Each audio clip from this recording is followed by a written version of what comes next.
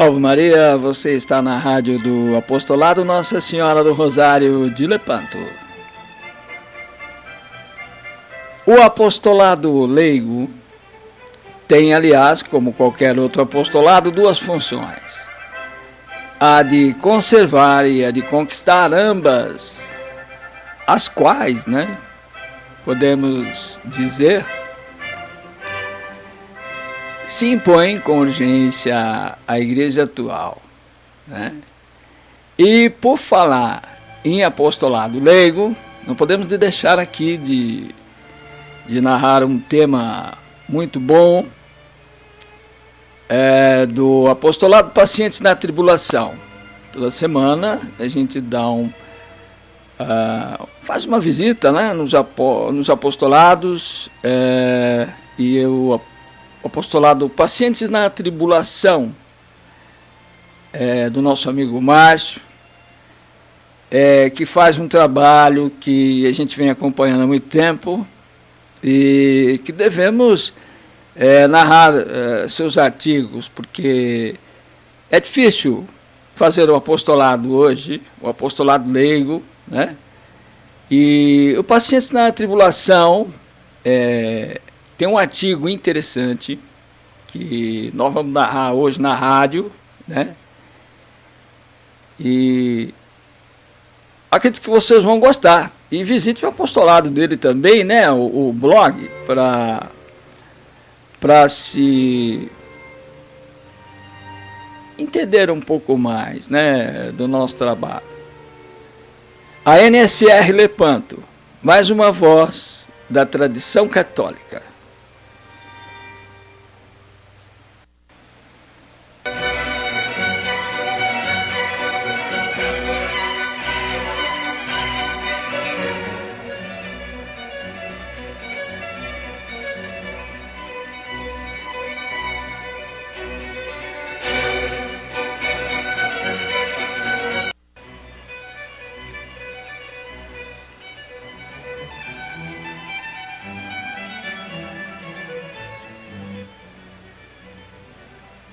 Aqui no artigo do Pacientes na Tribulação, diz assim: por que discutir com pessoas que se declaram católicas, quando há tantos inimigos fora da igreja?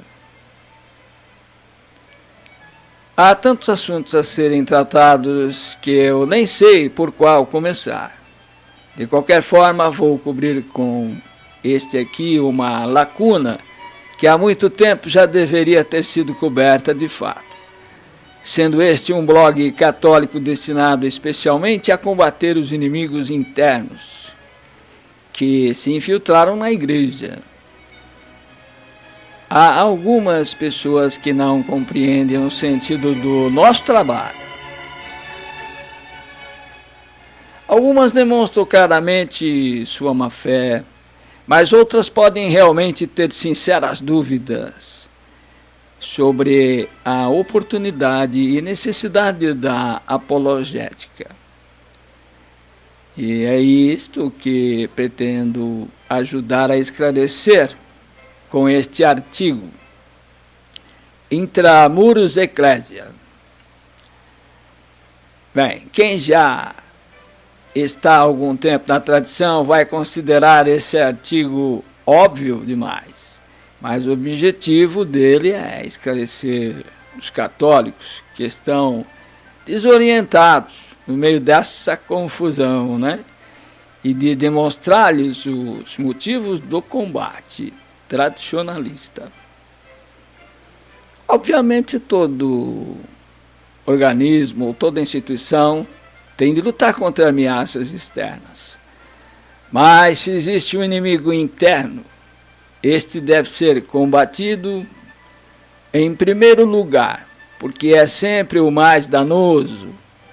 Um atleta não pode ir para uma competição se estiver doente, sem antes eliminar o vírus que lhe retira todas as energias. Ele não terá capacidade de competir, por mais força, resistência e agilidade que ele tenha adquirido através de um árduo treinamento quando estava sadio. também um exército não pode se preocupar exclusivamente em atacar uma posição inimiga enquanto forças diversas estiverem invadindo as suas próprias trincheiras. Primeiro se devem eliminar os inimigos que ameaçam grave e diretamente a sua retaguarda, para depois pensar em qualquer movimento ofensivo de vulto. Uma indústria não poderia planejar ser líder de mercado sem antes resolver os problemas mais básicos de infraestrutura e organização interna que lhe estivessem causando transtornos diários. Os inimigos internos devem ser combatidos antes de todos, e que a Igreja Católica está sofrendo o ataque desta classe de inimigos, isto já o havia constatado e denunciado a santidade o Papa São Pio X, em sua memorável encíclica Paciendi. Antes de São Pio X, as aparições de La Salette Nossa Senhora falavam sobre os maus clérigos, com palavras muito fortes, chegando a chamá-los até de cloacas, de impureza. Com isso, não há que se acusar hipocritamente os tradicionalistas de exagero em nossas afirmações, pois não estamos nos levantando contra a autoridade da Igreja, mas sim combatendo estes maus clérigos infiltrados. E quais são os males que os inimigos internos têm feito à Igreja que nos motivem a combatê-los tão energicamente? Esta é a pergunta. O escândalo provocado nas almas. A perda de fé em tantas almas é um enorme flagelo que os traidores infiltrados causam. Vejamos vários exemplos do mal que eles causam às almas. Pensemos inicialmente em quantas almas menos formadas se afastaram da única Igreja de Cristo, porque viram os escândalos de pedofilia. Não se justifica, obviamente, afastar-se da única religião verdadeira por conta dos pecados, por mais hediondos que sejam, de uma muito pequena parcela de seus membros. No entanto, sabemos que há almas fracas que fazem isto. E pior ainda, quem consolará as vítimas dos abusos e seus familiares? Se a mentalidade liberal vitoriosa, desde o maldito Vaticano II, não pregasse na Igreja o falso remédio da misericórdia.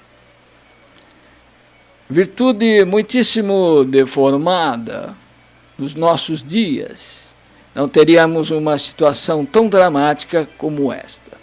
Segundo as palavras do Papa João XXIII, na abertura do conciliábulo, a Igreja pretendia, então, não mais condenar os erros, senão usar do remédio da misericórdia. As consequências desastrosas desta política conciliar e pós-conciliar, todos nós podemos constatar, ainda que alguns fanáticos façam um esforço enorme para se manter na cegueira voluntária, e que a abstenção da hierarquia em condenar os erros foi grande e culpada nos casos de pedofilia. Isso ficou evidente com o caso do monstro Marcial Maciel, fundador dos Legionários de Cristo durante anos. Havia denúncias contra ele, mas o beato João Paulo II nada fez. Foi somente Bento XVI assumir o pontificado e toda a podridão foi exposta e condenada. E contra gosto dos filhos do Padrecito, que estrebucharam muito por querer ainda continuar venerando o tarado, E por falar nas diretrizes do concílio, Como não enxergar que a falta de combatividade dos católicos atuais tem raiz no ecumenismo traidor proposto em vários textos conciliares? E não é somente o espírito do concílio que é mau, como alguns tentam nos induzir a acreditar, mas a sua própria letra. Basta ler-se e se conseguir superar a repugnância, documentos, atitude passiva dos católicos diante das seitas que roubam almas para o inferno foi altamente estimulada pelos textos do Conciliábulo. Bem, aqui ele continua dizendo sobre as autoridades eclesiásticas, as mesmas que louvam o concílio são aqueles que põem em prática suas maléficas diretrizes. Aconselhamos você a terminar de ler, né? Você vai continuar conosco aqui, estudando nossos temas. A gente vai estar narrando aqui os artigos muito bons como esse, dos blogs da tradição católica. Acabamos de narrar algumas entrelinhas do artigo do Pacientes da Tribulação.